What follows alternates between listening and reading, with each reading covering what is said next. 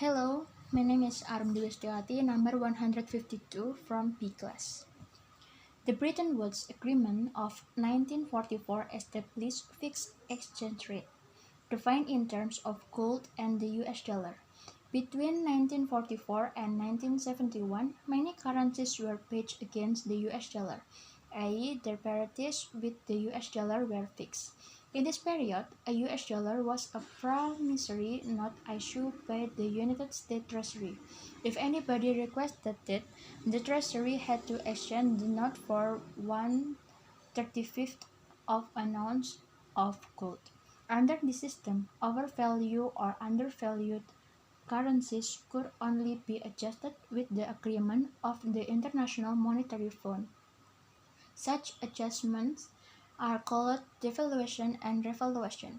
The Bretton Woods system of gold convertibility and pledging against the dollar was abandoned in 1971 because following inflation, the Federal Reserve did not have enough gold to guarantee the American currency. Gold convertibility was replaced by a system of floating exchange rate.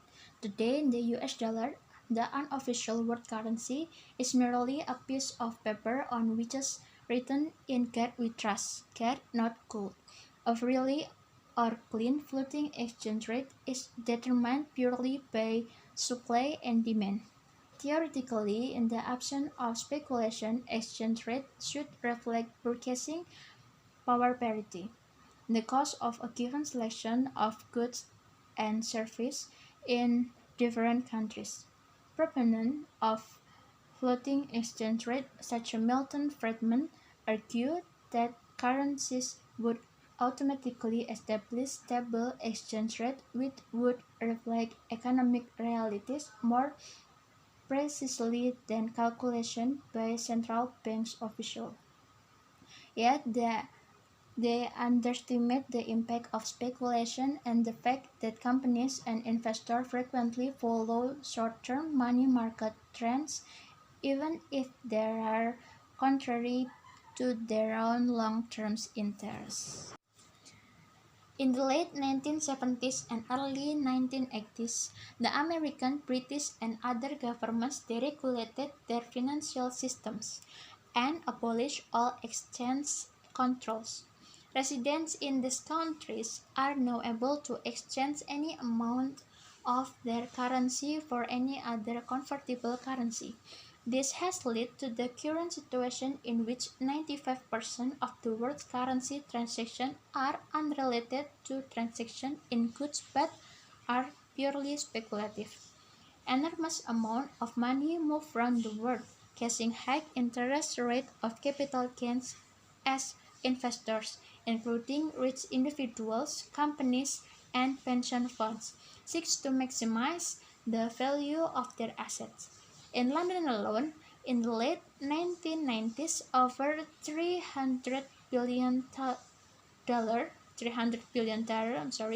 worth of currency was traded on an average day, the equivalent of about 30% of the value of the goods Britain produces each year.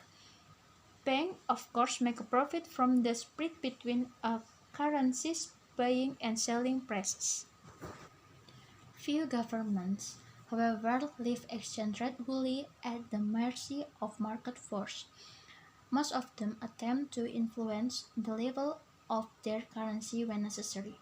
Managed or dirty floating exchange rates are more common than freely floating ones. For example, in the 1980s, more Western European governments joined the EMS, European Monetary System, which established parities between member currencies. There was also an exchange rate mechanism, ERM.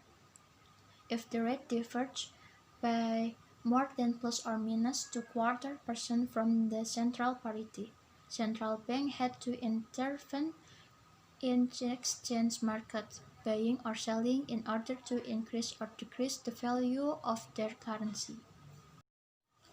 Yet international speculators can be more powerful than governments. For example, on a single day in September 1992, the Bank of England lost £5 billion in a hopeless attempt to support the pound sterling.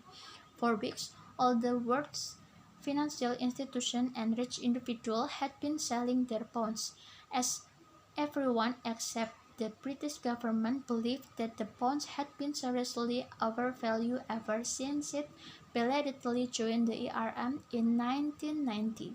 When the British central bank ran out of reserve and could no longer buy bonds, the currency was withdrawn from the ERM and allowed to float, instantly losing about 15% of its value against the D-mark.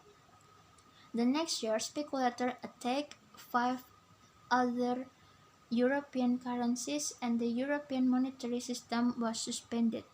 It was later reintroduced in a looser form. Many manufacturers are in favor of fixed exchange rate or a single currency, although it is possible to some extent to hedge against currency fluctuation by way of futures contracts.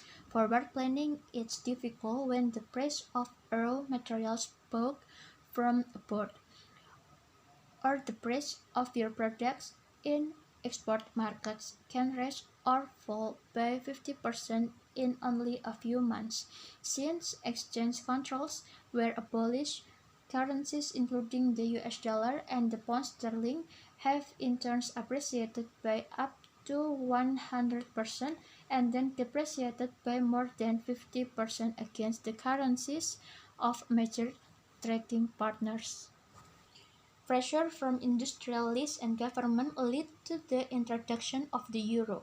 12 countries fixed their exchange rate against the new currency, and beginning in 1999, the new currency was used as a means of payment between companies, and its foreign trade and bonds were dominated in it.